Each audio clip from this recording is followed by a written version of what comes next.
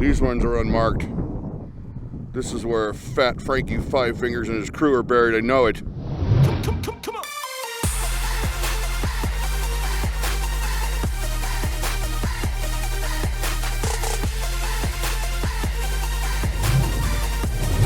It's cold, it's windy, it looks like rain clouds are coming in.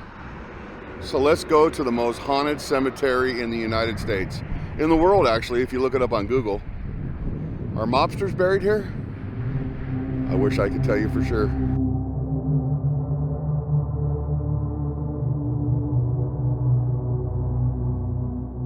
Meet Flash, guys. Son of Rin Tin Tin IV.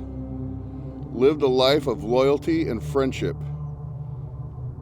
Passed away December 15th,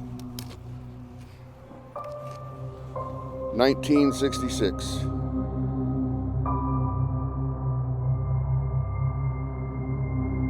This is the most haunted pet cemetery in the world. Started in the 30s and has carried on all the way until today, even though there are signs as you pull up to this that tell you that it is illegal to bury your pets out here.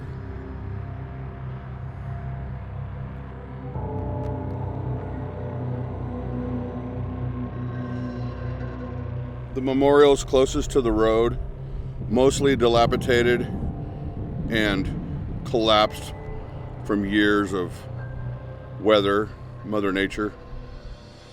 But this cemetery goes back at least, I'd say a good half mile, quarter mile. It goes on for days.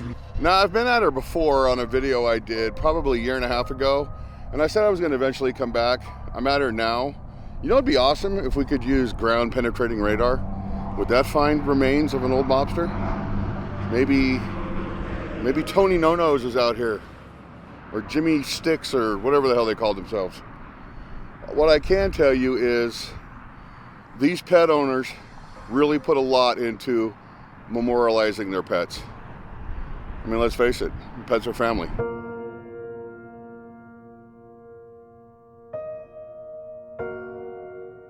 Somebody spent a lot of time erecting this concrete or brick wall right here, not concrete. Well, there's concrete involved. And they got it looks like there was power here at one time because there's some conduits coming up through the ground right there. And then somebody put in a Ken doll.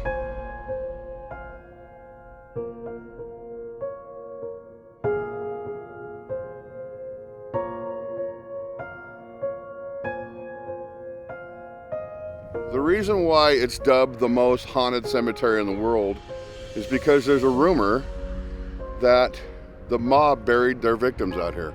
You know, somebody got whacked. Somebody dug a hole, and they named Tony No-Nos Fluffy, and he has a grave.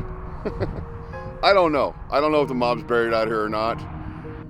It's sad and heartwarming to see at the same time the effort that pet owners went through to bury their pets out here, their beloved pets. Like this enclosure right here is completely dilapidated, but the headstone, the marble headstone, just goes to show you how much they put into this. Metu Schatzy, 12/9/54, Oak Ridge, Tennessee, to 7/13/65. So 11 years. Beloved dachshund of Mr. and Mrs. Juan P. Maxwell. Smooth red standard male. Very descriptive. Look at the size of this enclosure. I could park my car in here. And it's all wrought iron, it's all welded, it's anchored into the ground with concrete.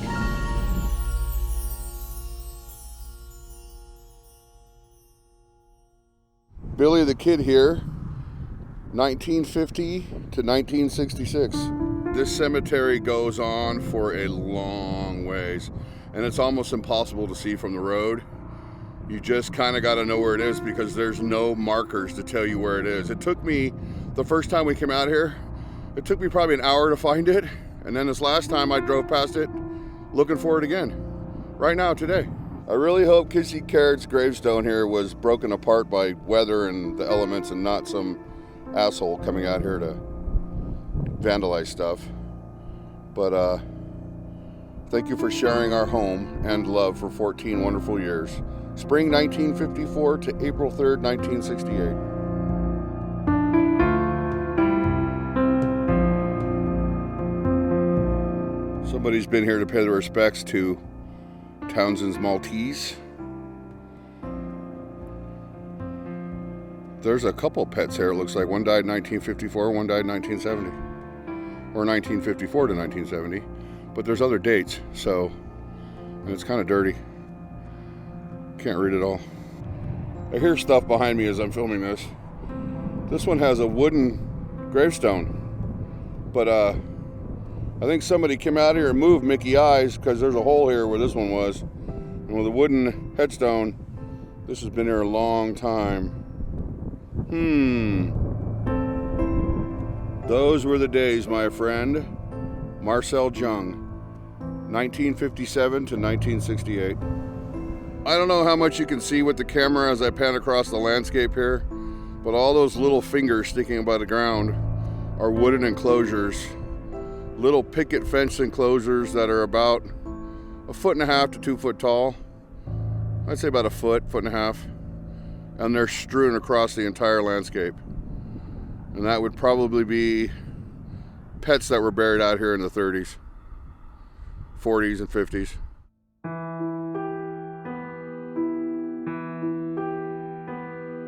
Another gigantic enclosure.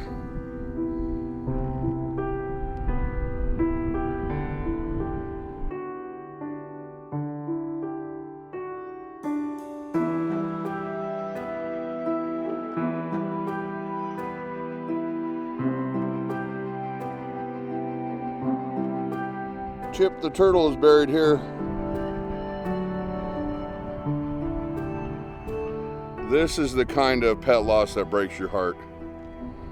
This particular memorial is covered in teddy bears and Tasmanian devil and 101 Dalmatians. There's all kinds of stuffed animals here. This pet evidently loved to chew on stuffed animals, I would imagine.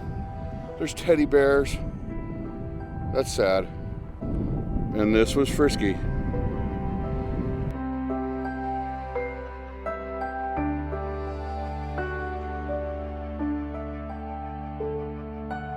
This had to be like a hamster or something, because that little gravesite is just barely big enough for my foot to fit in there.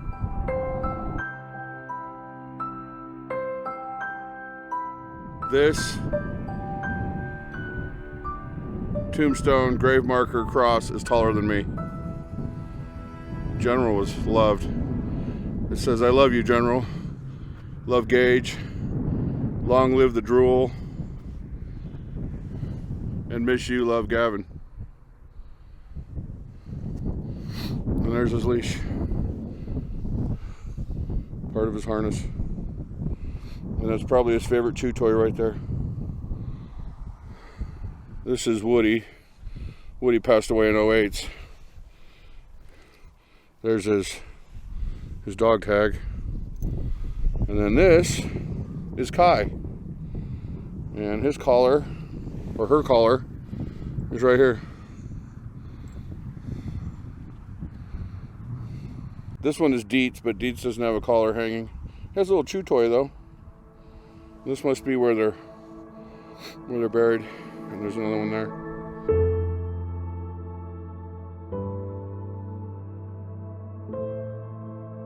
Storm, our best friend ever, 1978 to 1990.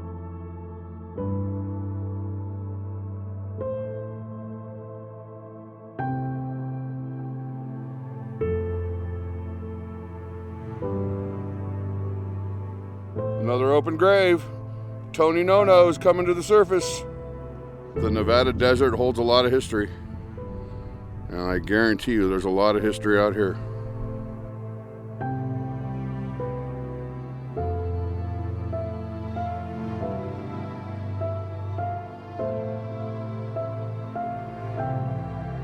Here's the deal. The sign out front says you're no longer allowed to bury your pets out here.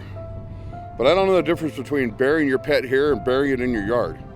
The earth is the earth. I'm sure somebody in comments will give me the scientific explanation about the water table and all that, but I'm just not understanding why we can't bury pets here anymore. I know, biohazard remains, blah, blah, blah, blah, blah.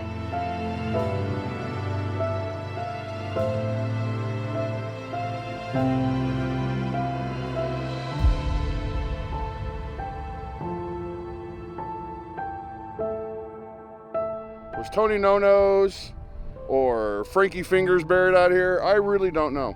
Is it haunted?